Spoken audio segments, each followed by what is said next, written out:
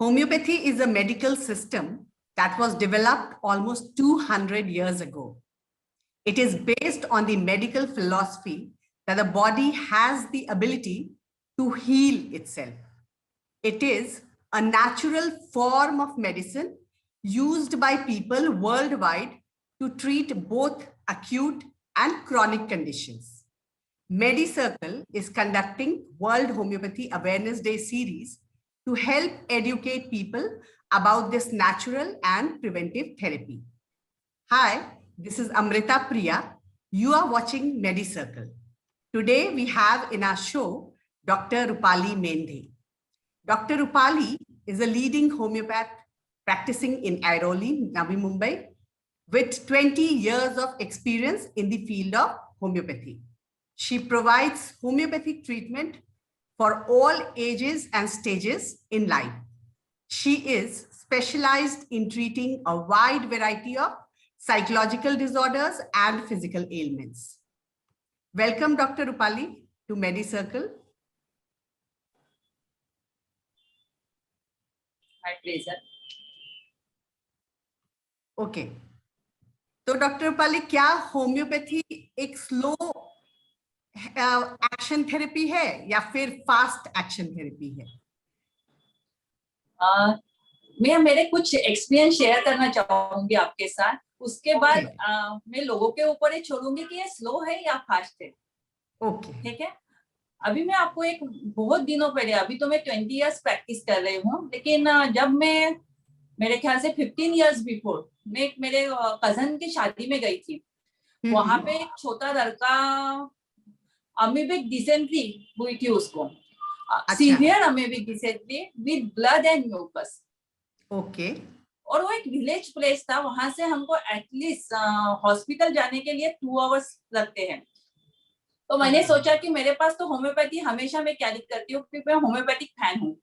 Okay, तो मैंने वहां सोचा कि नहीं, मैं इसको मेडिसिन होम्योपैथी देके देखती हूँ। उनके मम्मी पापा को बोले कि आप पैनिक मत हो, अपन सिर्फ हाफ आवर वेट करते हैं। और मैंने उसको मेडिसिन दिया।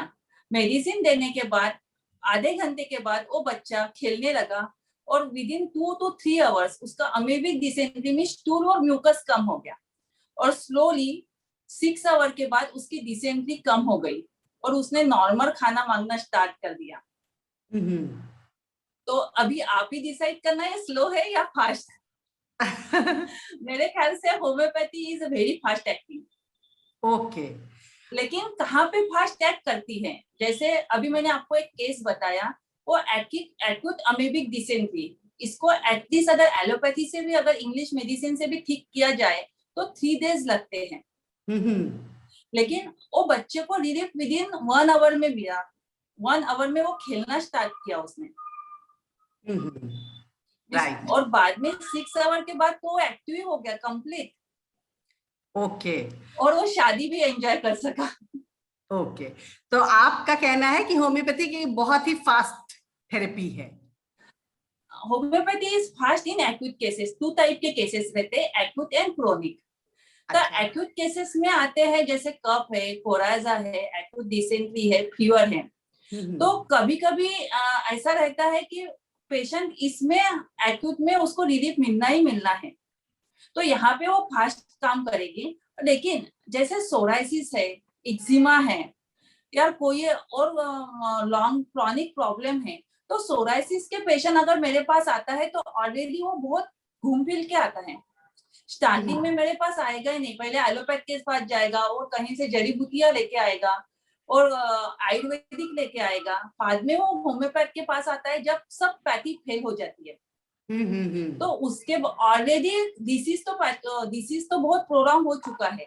तो यहाँ पे स्लो इफेक्ट होता है, लेकिन हमको विदिन 2 वीक में उसका कुछ सिम्टम कम हो जाते हैं, जैसा इचिंग कम होना, उसको डिस्कम्फर्ट से वो कंफर्ट जोन में आना। मेन तो होम्योपैथी में है वो डिस्कम्फर्ट से कंफर्ट जोन में आना चाहिए। उसको अंदर से ऐसा लगना चाहिए कि हाँ मैं ठीक हो रहा हूँ, मेरी इचिंग कम हो रही है, मुझे अच्छा लग रहा है। हाँ। तो यहाँ पे क्रॉनिक केसेस में sometime it is slow. Okay okay. और साइड इफेक्ट्स कुछ होते हैं क्या होम्योपैथी के? होम्योपैथी के साइड इफेक्ट है बहुत, सब लोगों ने क्वेश्चन बहुत अच्छे से पूछा है और बहुत बार पूछते हैं। नहीं, होम्योपैथी के साइड इफेक्ट नहीं है।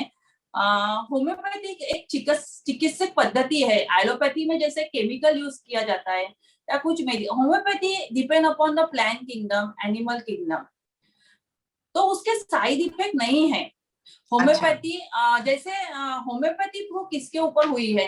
हेल्दी ह्यूमन बीइंग के ऊपर। जब पहले हेल्दी ह्यूमन बीइंग को कुछ मेडिसिन दिया जाता है, वहां पे उसका पूरा 2-3 डोज देने के बाद उनमें कुछ लक्षण पाए जाते हैं, उसके बाद उसका प्रूविंग होता है। तो होम्योपैथी के कोई साइड इफेक्ट नहीं है, लेकिन होम्योपैथी प्रॉपर होम्योपैथ से, प्योर प्रैक्टिशनर से ही लेनी चाहिए।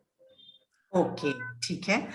और बहुत लोग ऐसा करते हैं कि एलोपैथिक मेडिसिन के साथ होम्योपैथिक मेडिसिन लेते हैं, तो क्या ये सही प्रैक्टिस है, या उन लोगों को ऐसा लगता है कि होम्योपैथी अकेले पता नहीं ट्रीट कर पाएगा कि नहीं?